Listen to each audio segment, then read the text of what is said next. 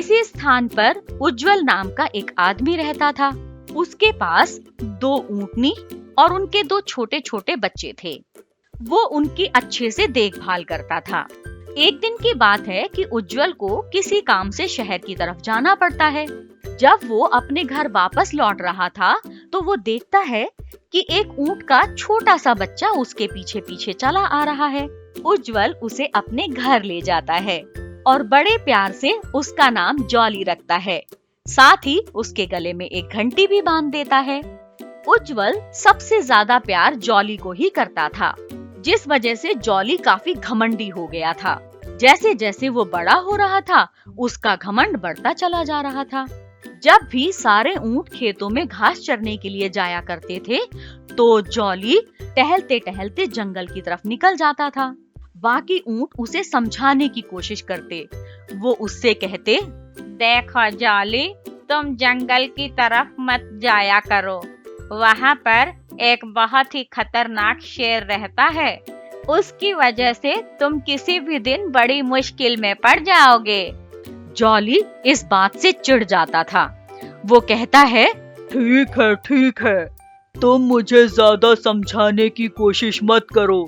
और वैसे भी मुझे पता है कि तुम सब मुझसे बहुत जलते हो, क्योंकि मालिक सबसे ज्यादा प्यार मुझी से करते हैं।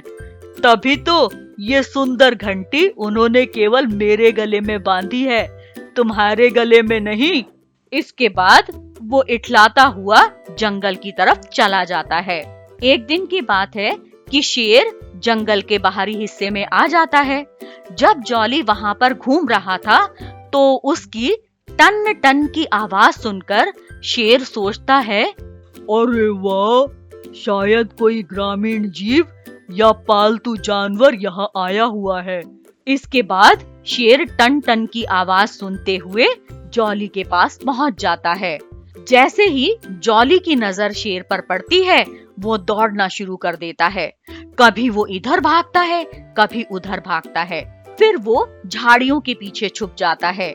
इधर सभी ऊँटों का घर जाने का वक्त हो गया था। जब जॉली वापस नहीं आता है तो नंदू उसकी तलाश में जंगल की तरफ निकल जाता है।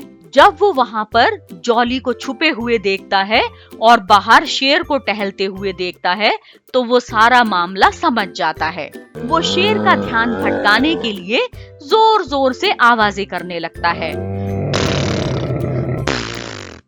जब वो इस तरह से आवाज करता है तो शेर की नजर उस पर जाती है और वो जॉली को छोड़ नंदू के पीछे पड़ जाता है। नंदू दौड़ते दौड़ते गांव की तरफ भाग जाता है। इधर जॉली नंदू की इन सब बातों को देख रहा था। वो भी अपनी जान बचाकर गांव में पहुंच जाता है। एक एक कर सभी ऊँट बचते हुए सही सलामत घर पर पहुंच जाते हैं। तब जॉली नंदू को धन्यवाद देता है और उससे कहता है, मुझे माफ करना मित्र, मैं हमेशा अपने घमंड में ही रहता था। मैंने कभी तुम्हें अपना दोस्त नहीं माना, लेकिन आज तुमने मेरी जान बचाकर मुझ पर बहुत बड़ा उपकार किया है। अब मैं सभी के साथ में बहुत अच्छे से रहूंगा। अब से आप सब मेरे दोस्त हो। इसके बाद वो सब आपस में मिलजुल कर रहने लगते हैं। तो बच्चों, इस कहानी से हमें ये सीख मिलती है कि हमें कभी भी घमंड नहीं करना चाहिए और बाकी लोगों के साथ हमेशा मिलजुल करके रहना चाहिए। मुझे यकीन है कि मेरी आज की ये कहानी आपको जरूर पसंद आई होगी। हमारे वीडियो को लाइक करें, शेयर करें और बचपन चैनल को सब्सक्राइब करें।